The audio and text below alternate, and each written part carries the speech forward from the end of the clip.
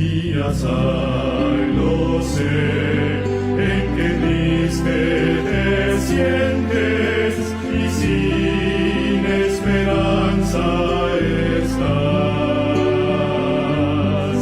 Pero existe un Dios que promete ayudarte y fuerzas tu alma tendrá. Nunca te rindas, Cristo ya viene, y su rostro pronto verás. Nunca te rindas, Cristo.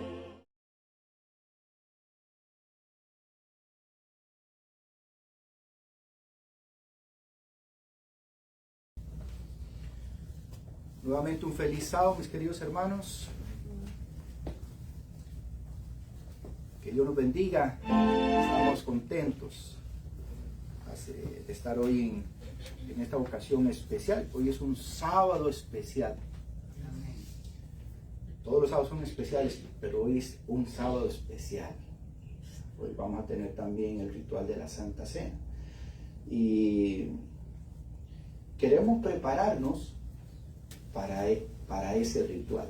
Es decir, que el tema de hoy tiene con propósito preparar nuestros corazones, preparar nuestras vidas para encontrarnos con el Señor.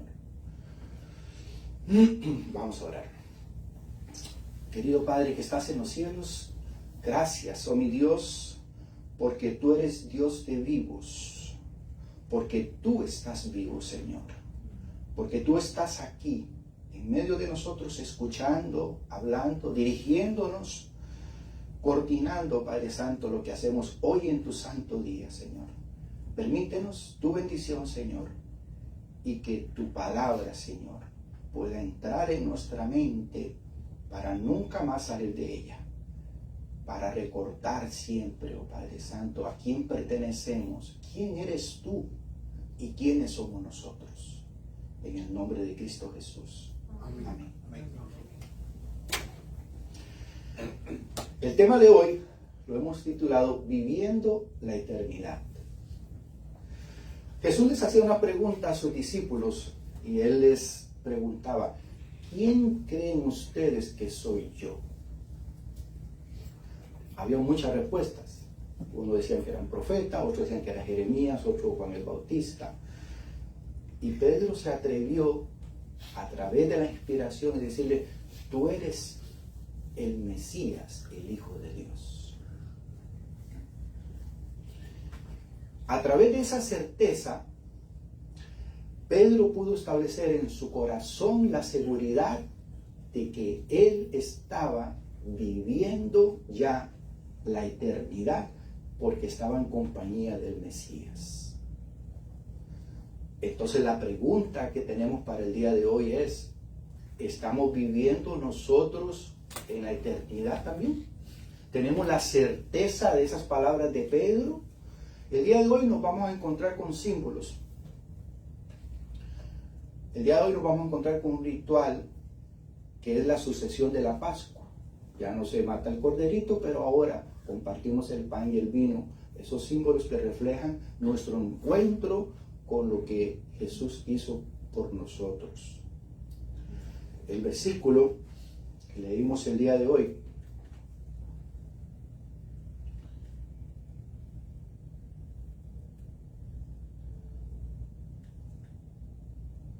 nos dice en Mateo: yo soy el Dios de Abraham, el Dios de Isaac y de Jacob. Dios no es Dios de muertos, sino de vivos. Y oyendo esto, la gente se admiraba de su doctrina.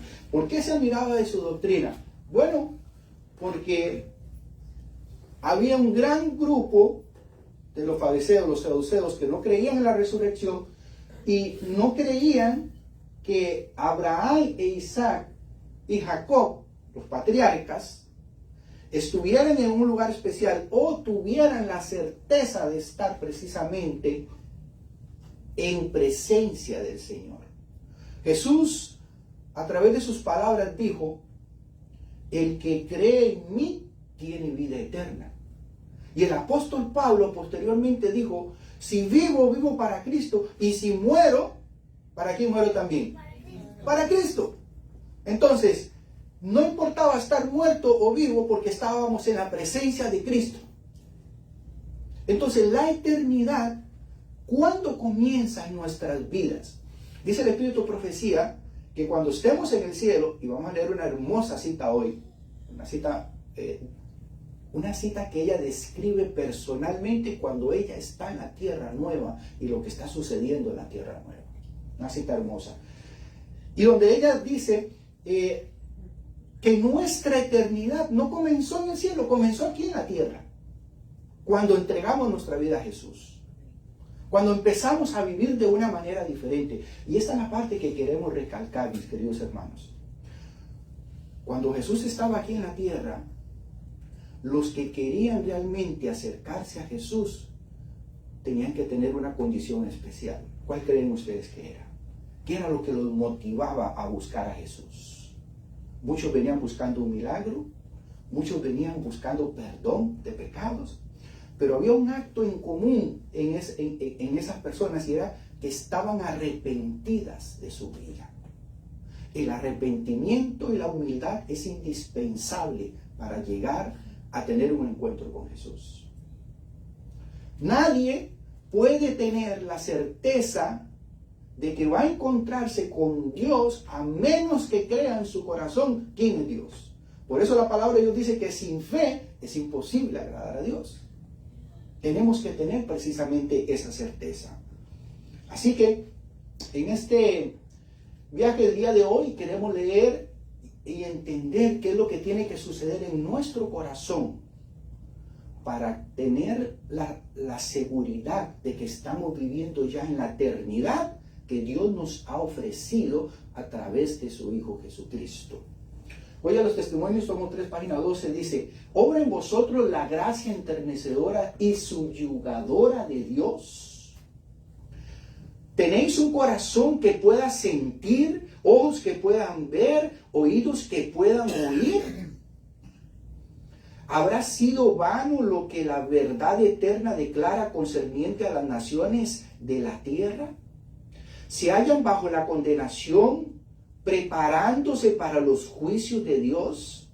Y en este día, cargado de resultados eternos, el pueblo escogido para ser el depositario de una verdad trascendental debiera permanecer en Cristo. ¿Dejáis que vuestra luz brille para iluminar a las naciones que perecen en sus pecados?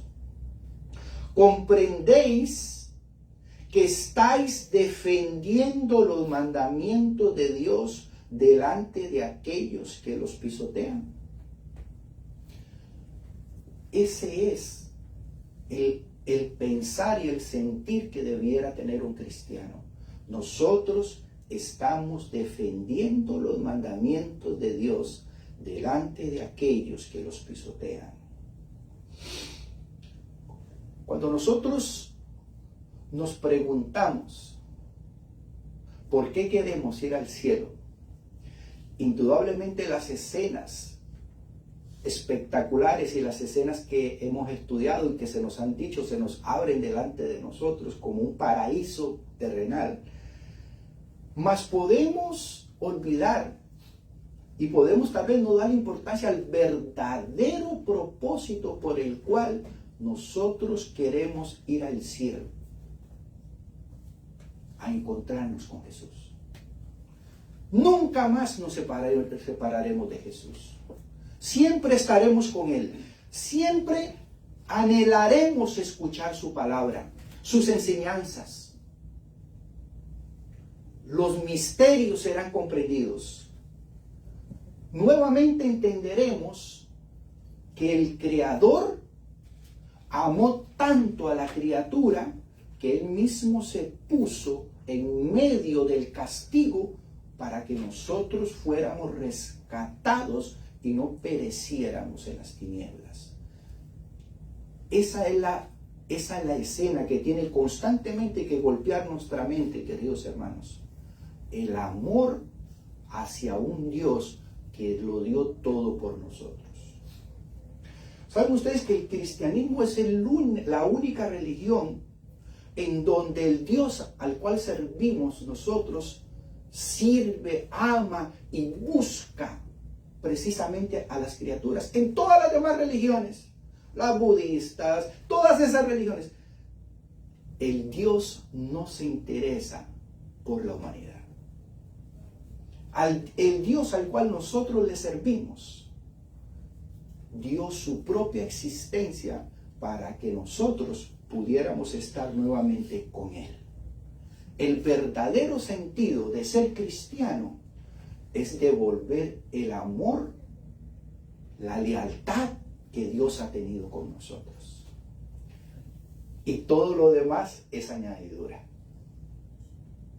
La gratitud es lo que mueve y que está la presencia del Señor. ¿Cómo estamos viviendo hoy nosotros? ¿Estamos dando nosotros nuestra vida por el Maestro? ¿Estamos dando nosotros hoy precisamente nuestro estilo de vida para que concuerde con lo que Dios pide precisamente de nosotros? Vuelvo a recordarles, la escena en la cual nosotros nos acercamos a Dios es una escena en donde llegamos con un corazón arrepentido. Escuchen esto, es posible ser un creyente parcial y formalista y sin embargo ser hallado falto y perder la vida eterna. Es posible. Es posible que siempre venimos a la iglesia, es posible que siempre dimos diezmos, es posible que siempre quisimos ayudar a los demás cuando podíamos en alguna ocasión, pero si la verdadera conversión no ocurre en nuestros corazones, en nuestra vida, vamos a ser hallados faltos y podemos perder la vida eterna. Es posible practicar algunas de las órdenes bíblicas y ser considerado como cristiano, y sin embargo perecer por carecer de las cualidades esenciales para el carácter cristiano. Es posible que tengamos algunas cosas buenas, pero si no tenemos las esenciales, mis queridos hermanos, no vamos a ir al cielo. Y todos queremos ir al cielo. Todos necesitamos ser transformados. Y el día de hoy vamos a notar y queremos hablar un poquito acerca de esto, de la eternidad. La eternidad comienza cuando te diste cuenta que Dios dio la vida por ti. La eternidad comienza cuando tú empiezas a agradecerle al Dios Supremo que haya hecho eso por ti. Y por eso es que tú quieres venir a participar de esta ceremonia, porque tú quieres agradecerle. Pero es por eso que primero tenemos un ritual de humildad antes, porque nuestro corazón tiene que recordar que no somos dignos de la presencia de Dios. Es Jesús quien es digno de la presencia de Dios. Y Él es el que está por medio de Él haciéndonos a nosotros dignos, capaces de poder estar delante de la presencia del Padre.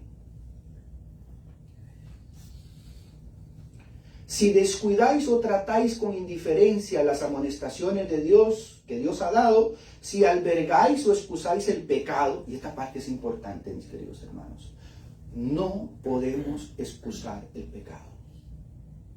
Lo único que nosotros podemos hacer después de pecar es caer de rodillas y pedir perdón. Eso es lo único. Si en nuestro corazón simplemente dijimos, lo volví a hacer, volví a caer, volvió a pasar de nuevo, mis queridos hermanos, no hemos entrado en la eternidad. Porque lo único que nos hace a nosotros aceptables para estar en la presencia de Dios es que Jesús perdone nuestros pecados, y Él no puede perdonarlos a menos que nosotros los confesemos y nos arrepintamos de él. Amén. Sencillo. Amén. Entonces el problema no es cuáles son nuestros pecados. Todos tenemos nuestras luchas. El problema es qué estamos haciendo con ellos. ¿Cómo estamos lidiando con ellos? ¿Nos estamos arrepintiendo diariamente de ellos? ¿Golpea nuestro corazón el hecho de que le fallemos a Dios? ¿Martilla eso en nuestra cabeza hasta el punto de decir, esto yo lo voy a tener que dejar en el nombre de Cristo? ¿Esto no va a volver a pasar? ¿Es nuestro carácter áspero de tal forma que todavía no podemos lidiar con ciertas personas? ¿Y creemos que los del problema son ellos? La palabra de Dios dice que somos nosotros los del problema.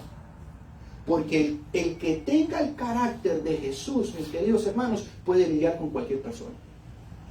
Con cualquiera. Así que el del problema somos nosotros. Tenemos que aprender a lidiar con nuestros hermanos de la misma forma como Jesús lo hizo, como les enseñó a sus discípulos. Sigue diciendo la cita. Si albergáis o excusáis el pecado, estáis sellando el destino de vuestra alma, seréis pesados en la balanza y seréis hallados faltos. Os serán retirados para siempre la gracia y la paz y el perdón. Aquí está la clave. Hoy nosotros venimos a un rito en donde venimos a solicitar el perdón de Dios a través de los símbolos del pan y del vino. La muerte de Cristo. Queremos pedirle a Dios perdón a través de lo que Jesús hizo, de los méritos de Él, para que Él pueda escuchar nuestro perdón. Esa es la obra del Espíritu Santo. Llevarnos a Jesús para que los méritos de Jesús puedan ser oídos por nuestro Padre Celestial. Jesús habrá pasado para nunca más estar al alcance de vuestras oraciones y súplicas. Esto es peligroso. Jesús puede haber pasado y no estar más al alcance de nuestras oraciones y nuestras súplicas. Cuando nosotros dejamos de arrepentirnos, mis queridos hermanos, y dejamos de decirle malo a lo malo, nos estamos colocando en una situación muy difícil, en donde el Espíritu Santo puede decir, hasta aquí, se acabó la gracia. La seguridad del cristiano es en el día a día, en el momento a momento, no es de año a año. Los propósitos de vida del cristiano son diarios. Ese es el engaño de Satanás con el año nuevo, que decimos, para el próximo año yo voy a cambiar. No, tú tienes que cambiar hoy. Es hoy. Porque la salvación y la vida eterna es diaria. La necesidad es diaria. La comunión con Dios es diaria. Todos los días, como le digo yo a la gente, nosotros celebramos la vida. Todos los días celebramos el milagro que Dios ha hecho en nosotros. Todos los días podemos nosotros darle gracias al Señor por lo que Él nos ha dado y donde nos tiene a nosotros. ¿Cuán mayor bendición que estar en el camino que el Señor nos ha dado a través de su palabra? Nos sentimos nosotros privilegiados por ser el pueblo de Dios, por tener esta verdad. Bueno, que así sea. Así que voy a agregar una palabra más al estudio de hoy. Honestidad. Sinceridad. La palabra de Dios dice que el pecado es transgresión de la ley. Y Pablo dijo, yo no habría conocido lo malo a menos que hubiera conocido la ley. Honestamente, en nuestro corazón, nosotros debemos anhelar buscar a Dios de tal forma que Él vaya puliendo nuestro corazón, nuestra vida con las verdades eternas. Y todo aquel que quiera ser honesto en esta vida, ¿saben ustedes qué es lo primero que le va a pasar? El enemigo lo va a atacar. Porque Jesús se refirió a Satanás como el padre de la mentira. Satanás no tiene problema con quien excusa el pecado. Satanás no tiene problema con el que miente. Satanás tiene problemas con el que quiere ser honesto con Dios. Esa es la oración del publicano. Sé propicio a mi pecador. Esa oración llegó perfectamente al oído de Dios. Porque fue una oración sincera, fue una oración humilde, fue una oración que nació del corazón arrepentido de una persona. La honestidad es el punto donde va a empezar nuestra vida sincera con Dios. Porque no lo vamos a engañar nosotros mismos. Si tú eres honesto o si somos honestos nosotros, tú sabes que Dios siempre te está viendo. Y si Dios siempre te está viendo, quiere decir que no hay excusa delante del Señor. Momento en el cual nosotros nos equivoquemos, inmediatamente será el momento en que nos tengamos que arrepentir. ¿No les ha pasado a ustedes que tal vez hemos cometido algún error y digamos, bueno, en la oración de la noche tengo que pedirle perdón al Señor porque hoy hice tal cosa y me equivoqué? Esa es la demora que Satanás quiere. Pero ¿quién te dijo a ti que tú vas a llegar a la noche? ¿Quién te dio la seguridad de que tú vas a estar en ese momento ahí? Es el momento, ahí mismo, donde nosotros nos equivocamos y sentimos la presencia del Espíritu Santo cuando tenemos que decir, Señor, perdóname. Estemos donde estemos. No dejemos que pase ese momento, mis queridos hermanos. Porque ese es el momento en donde Dios transforma nuestra mente y Él no deja que el enemigo siga atacándonos. Porque cuando tú excusas el pecado, la palabra excusar significa dos cosas. Justificar, o sea, decir, yo soy así porque todos los demás lo hacen.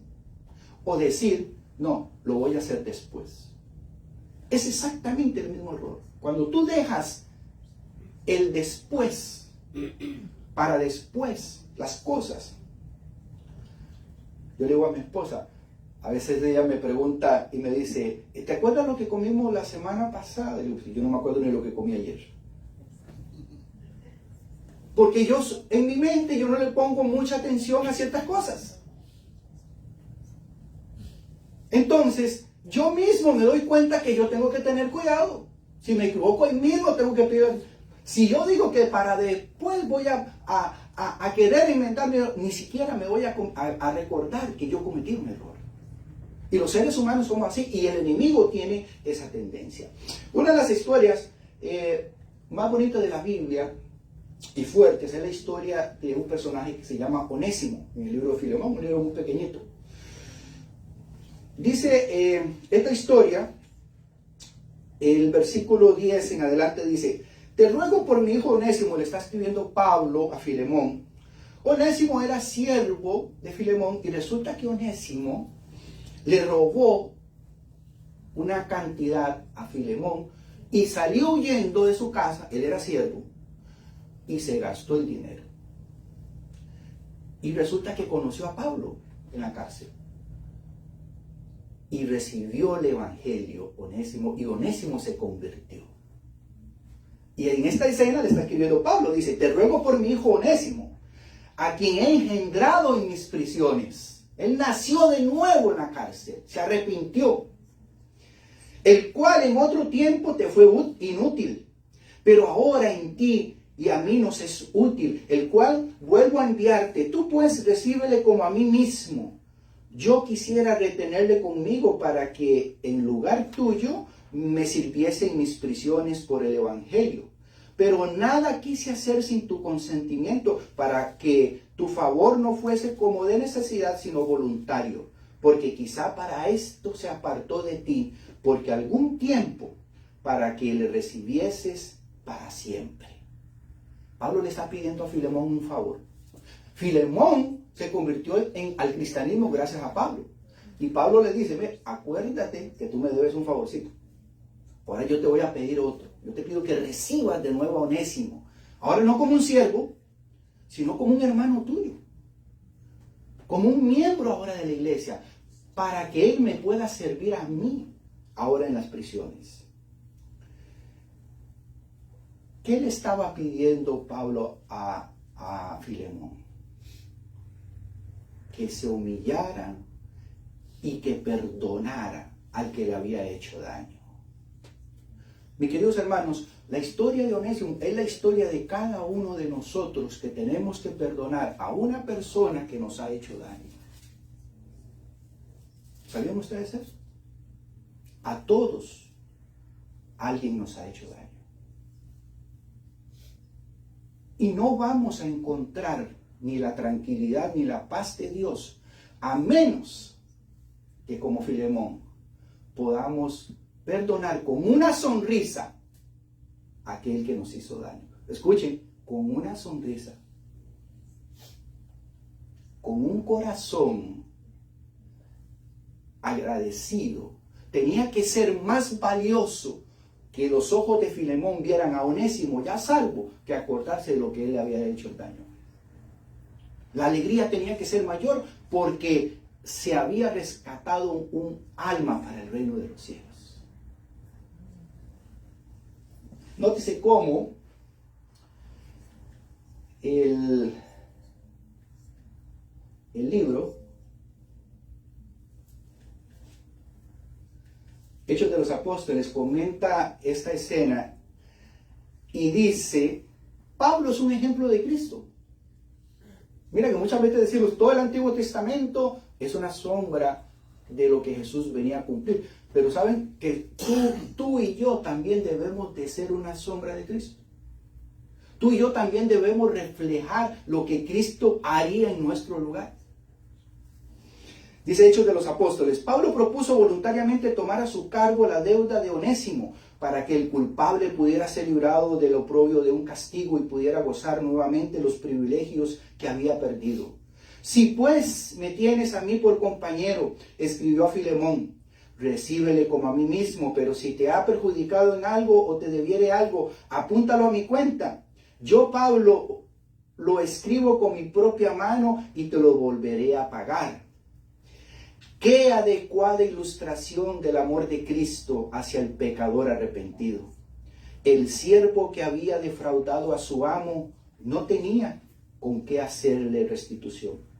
El pecador que ha robado a Dios años de servicio no tiene medios para cancelar su deuda. Jesús se interpone entre el pecador y Dios y le dice, yo pagaré la deuda. Perdona al pecador y yo sufriré en su lugar. Pablo acepta él la responsabilidad por el daño que le hizo Onésimo a Filemón, así como Jesús toma sobre él el daño que nosotros le hemos hecho a Dios. ¿Ustedes creen, mis queridos hermanos, que cuando estas palabras estén grabadas en nuestro corazón y en nuestra mente y en nuestros sentidos, podremos defraudar al Señor? De ninguna manera. Pero necesitamos constantemente alimentar precisamente este pensamiento, recordar lo que el Señor ha hecho por nosotros, la obra maravillosa. ¿Cómo nos vamos a encontrar frente a frente a nuestro Salvador? ¿Cómo le vamos a mirar precisamente a los ojos sabiendo que hemos hecho nuestro mejor esfuerzo? ¿Estás tú viviendo hoy en día en la salvación y en la eternidad? ¿Te encuentras tú en la presencia de Dios? ¿Tienes comunión con el Padre, con el Hijo y el Espíritu Santo en tu diario vivir?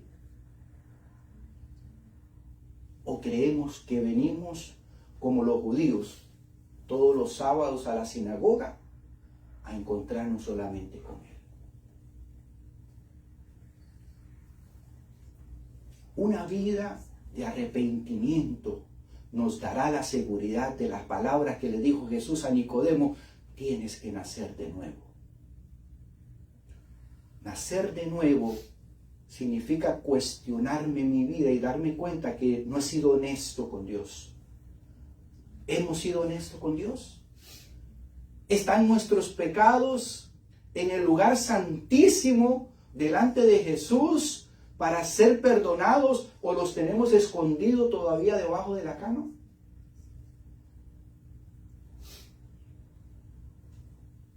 Jesús necesita nuestros pecados con Él, mis queridos hermanos, para que sean perdonados. Si mis pecados están conmigo, a mí me van a matar. Pero si mis pecados los he entregado en la mano de Cristo, Él se encargará de pagar por ellos. Él pagó por ellos. Y podremos recibir el perdón. Decía un predicador que la obra maravillosa de Jesús es destruir el pecado sin destruir al pecador. Amén. ¿Cómo Dios puede salvar un alma cuando esa alma está contaminada de algo malo y necesita destruir eso algo malo sin destruir lo bueno? Esa es la obra maravillosa que solo Dios puede hacer. Elena White, en sus inicios, en su juventud, cuando ella quiso ser honesta y seguir al Señor, el enemigo inmediatamente la atacó. Porque es una cita, quiero compartirles con ustedes una cita muy particular de este libro que se llama Elena de White, Lo que no se contó. Un libro de Ciro Sepúlveda, un excelente comentario acerca de las escenas que no se comentaron a menudo en las biografías de Elena White. Este es el libro, Lo que no se contó, y en la página nos vamos a dar cuenta que en la página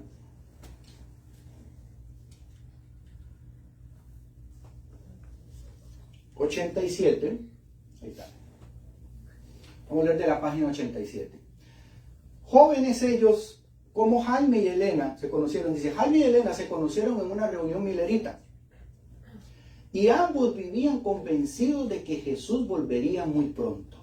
Ya había pasado el chasco. Vamos a darnos cuenta que cuando ellos se casaron, ya ellos habían compartido el llamado de Jesús y ya tenían la seguridad de que la venida de Cristo estaba a las puertas. Dice, lo más urgente en la vida de la joven pareja era proclamar esa verdad. Juntos habían estado viajando hacia distintas partes del noreste de los Estados Unidos con ese fin. Pero algunos creyentes en las iglesias que visitaron comenzaron a comentar acerca de lo inapropiado de que dos jóvenes solteros estuvieran tanto tiempo juntos en viajes y lugares. Entonces, como el enemigo ya estaba atacando la buena intención de ellos, dos jóvenes solteros viajaron durante meses todos los Estados Unidos compartiendo la palabra del Señor, y empezaron los malos comentarios, empezaron las críticas.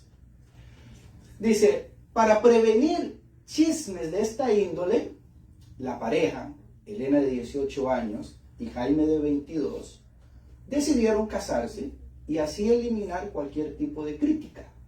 Ya para esos días, Elena estaba enamorada de Jaime. Ellos se casaron el 30 de agosto de 1846.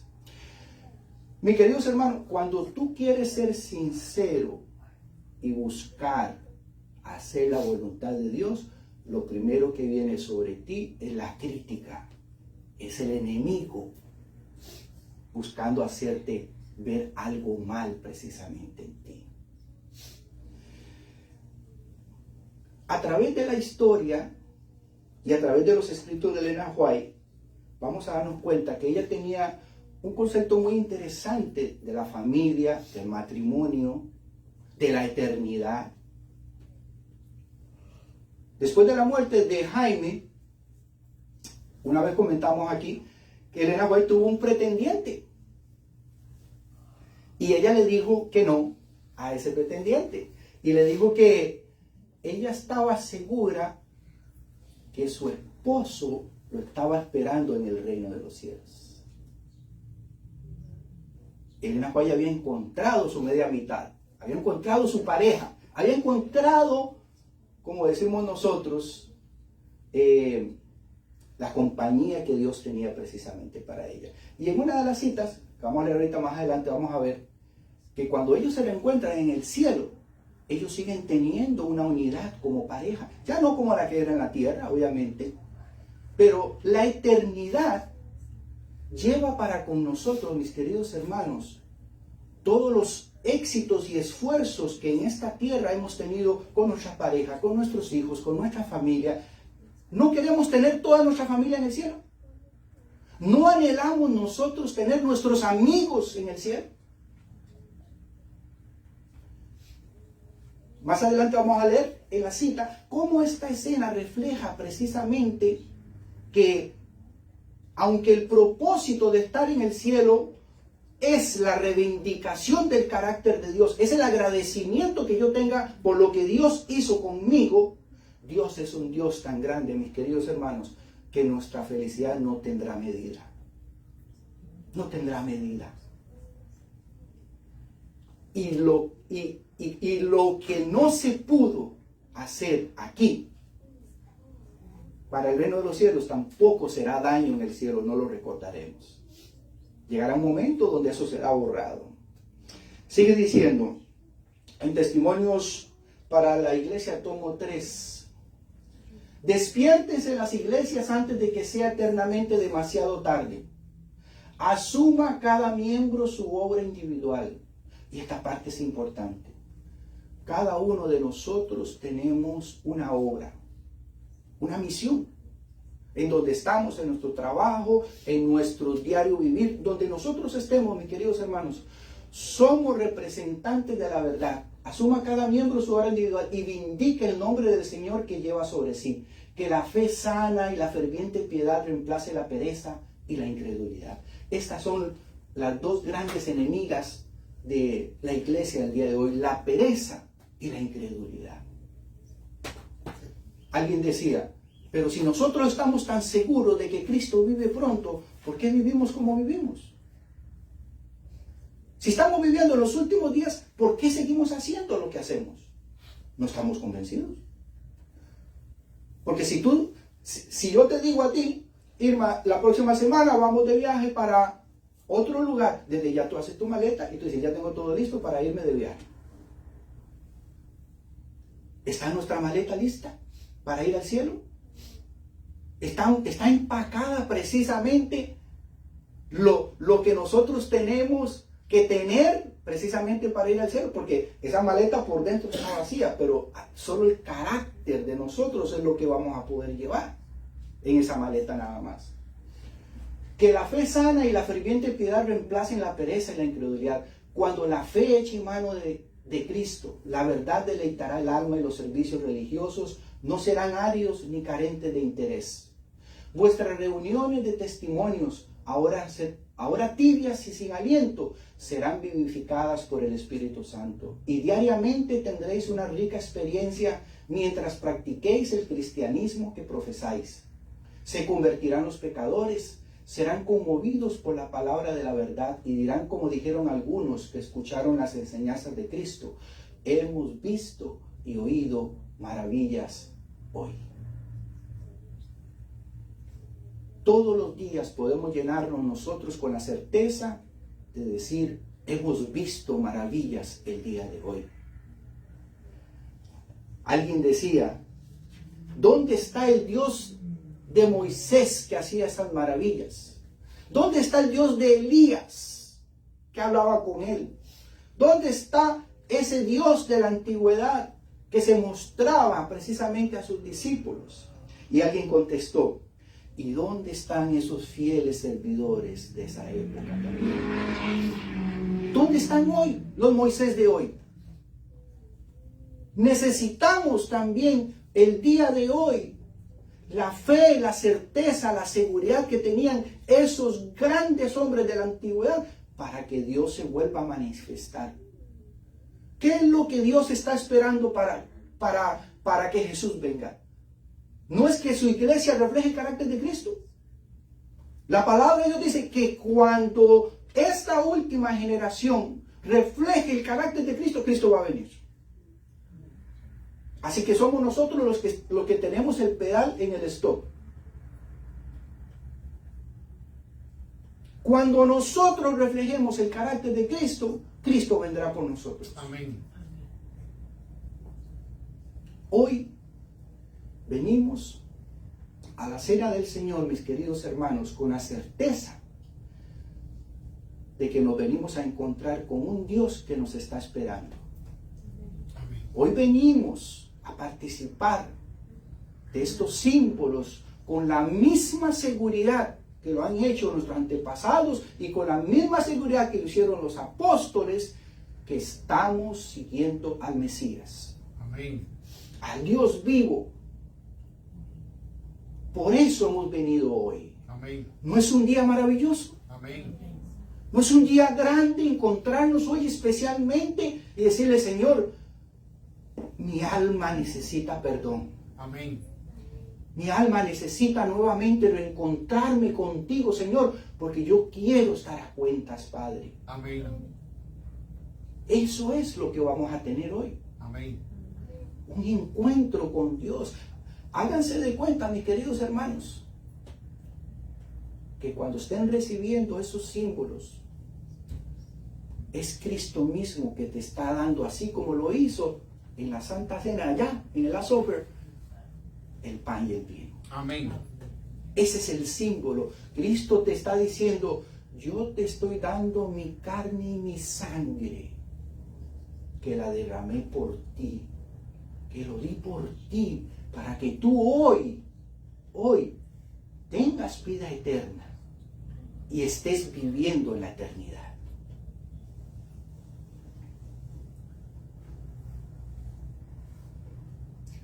Diariamente tendréis una experiencia rica y podremos decir, hemos visto y oído maravillas hoy. Hoy a los testimonios 3, página 261 dice, la educación iniciada aquí no se completará en esta vida. Apenas hemos empezado a entender las maravillas. Apenas hemos entendido una pequeña porción de cuánto Dios nos ama, de cuánto Dios quiere que estemos con Él por toda la eternidad. Dice, seguirá a través de toda la eternidad y progresará siempre sin completarse jamás, día tras día. Las maravillosas obras de Dios, las evidencias que dio de su poder milagroso al crear y sostener el universo, se manifestarán al intelecto con nuevas bellezas. Bajo la luz que brilla del trono desaparecerán los misterios y el alma se llenará de asombro por la sencillez de las cosas que nunca antes fueron comprendidas. Una de las escenas que me maravilla, en esta semana estuvimos leyendo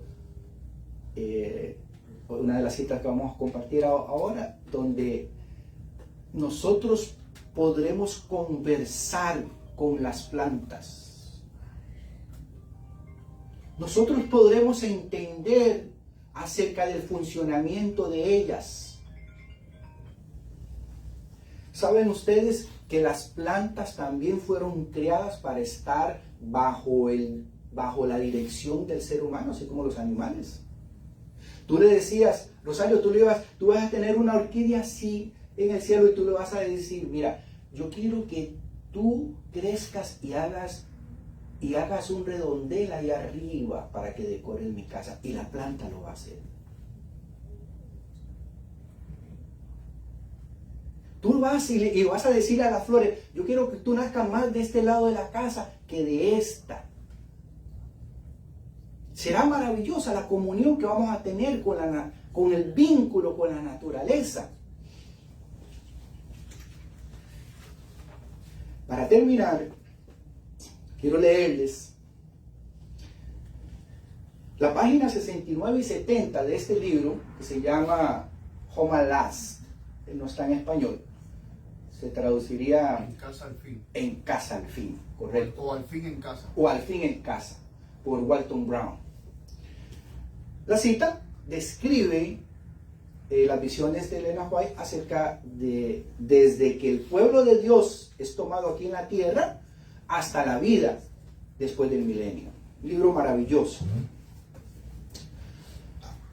Abran sus oídos, pongan mucha atención y yo quiero que ustedes imaginen, así como Elena White describe lo que ella está viendo aquí. Dice ella: había algunos lugares en el mundo donde vimos todo tipo de animales. A veces pastoreamos juntos en los mismos campos. Cuando Adán y Eva vieron los animales, los reconocieron así como las plantas, los árboles, las flores. Conocían perfectamente su naturaleza y sus hábitos y los habían nombrado de acuerdo a ellos. El pecado había desarrollado miedo, odio, crueldad en muchos animales. Pero ahora todo esto cambió. El control ilimitado de todas las criaturas vivientes había sido devuelto al hombre. El rey de las bestias y el cordero jugaban pacíficamente e inofensivamente juntos, se ponían a nuestros pies. Vimos leones, ovejas, leopardos, lobos, en perfecta unión con su descendencia. Sus naturalezas habían cambiado, su dieta cambió de carnívora a herbívora. A veces, mientras caminamos por el medio de ellos, nos miraban y luego seguían pacíficamente tras nosotros. El fiero se había vuelto manso y el tímido confiado. Las bestias voraces ya no existían. Desde nuestra llegada de la tierra, hace más de 1000 años antes, los niños pequeños habían amado jugar con todas estas criaturas. No había nada destructivo en la nueva tierra. Mientras viajábamos, vimos a otros animales que recordábamos desde nuestros días en la tierra, como cabras, vacas, osos, bueyes e incluso algunos reptiles. Volaban por el aire aves de todas las variedades y volaron entre los árboles y las flores mientras viajábamos, mientras su música suave resonaba entre los árboles en dulce acuerdo. Cuán felices fuimos al verlos en sus plumas brillantes, cantureando su feliz y alegre música. A veces nos uníamos espontáneamente con ellos y elevábamos nuestras voces armoniosas, canciones de amor juntos al Salvador. Alabanzas y adoración a nuestro Padre y nuestro hermano, agradeciéndoles por sus muestras de amor que nos rodeaban. Después de explorar, caminar y caminar a través de la naturaleza, esperamos volver a nuestras casas en la ciudad celestial. Allí vivimos en las mansiones que Cristo había preparado para nosotros. Pero ahora nos dieron la oportunidad de tener una propiedad fuera de la capital y de construir casas de acuerdo a nuestras propias fantasías. Dios siempre había pensado que nuestras vidas serían las mismas que había planeado para Adán y para Eva. Vidas de actividad en el jardín, en el campo. Como habíamos explorado la tierra en los últimos tiempos, habíamos elegido ciertos lugares que luego nos fueron concedidos por el Señor y allí, en el campo, construimos nuestras propias casas. Fue interesante ver los diferentes estilos de casas construidas por nosotros y nuestros vecinos. Todas eran hermosas. Algunas tenían una apariencia de plata. Las constructores que habían adornado con perlas que habían reunido. Y las moradas eran más gloriosas de contemplar cada vez y más. Al entrar, pudimos ver una estantería de oro puro con una corona reluciente sobre ella. Otros hogares se componían de árboles y de viñas. No había necesidad de protección de los elementos, porque era la primavera eterna. No había lluvia. La vegetación recibía su humedad del rocío o de la niebla, como había sido el caso antes del diluvio. Mi compañero y yo habíamos optado por una casa de este tipo. Hablando acerca de Jaime. Hicimos entrenar a las ramas de las viñas formando coronas que adornaban nuestros hogares, haciendo así para nosotras una morada de árboles vivos cubiertos de follaje, y proporcionando fruta tanto fuera como dentro de la casa. Qué agradable era vivir en una casa con los cielos azules como su cúpula, la tierra con sus flores delicadas y la alfombra herbosa de verde vivo como su piso, y las ramas frondosas de los buenos árboles como su dosel. Sus paredes estaban colgadas de los adornos más magníficos, la obra de nuestro gran artista y maestro. Y sobre todo, lo que emocionó a nuestras almas fue el conocimiento de que disfrutaríamos de estas casas por toda la eternidad. En la tierra que habíamos construido y plantado, pero a menudo no había sido capaz de disfrutar lo que habíamos trabajado por nosotros mismos. Ahora ya no. Ahora podríamos construir casas y habitarlas. Podríamos planificar las viñas y comer el fruto de ellas. Podríamos ahora para siempre disfrutar del trabajo de nuestras manos. No trabajaríamos en vano, ni traeríamos para problemas, porque nosotros y nuestros hijos éramos los bienaventurados y los amados del Señor. ¿Queremos estar en esa eternidad, mis queridos hermanos? Amén. ¿Anhelamos desde ya vivir en un lugar así con Jesús? Empecemos a trabajar. Empecemos a construir la relación que necesitamos para que cuando la prueba llegue, tengamos la misma respuesta del Salvador en cada una de sus pruebas. Podamos decir, un escrito está, podamos decir nosotros con una voz paciente, con una voz no airada, como respondía nuestro Salvador aquí en la tierra. Nuestro gran enemigo somos nosotros mismos, nuestro carácter. Nosotros mismos nos tenemos. Por eso el apóstol Pablo dice, ya no vivo yo. Ya no puede vivir Joseph. Tiene que vivir el carácter de Cristo en Joseph. Para que nuestra vida esté caminando hacia la patria, hacia estas hermosas escenas, hacia lo que el Señor tiene preparado para nosotros, mis hermanos.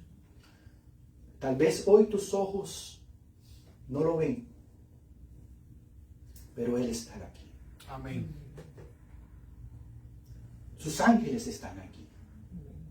Y un día nuestros ojos serán velados, así como al siervo de aquel profeta, donde sus ojos fueron abiertos, y vamos a poder ver perfectamente a Jesús y a todo ese hermoso séquito de ángeles, todo ese hermoso lugar celestial que ahorita nosotros no lo vemos, mis queridos hermanos, lo vamos a ver.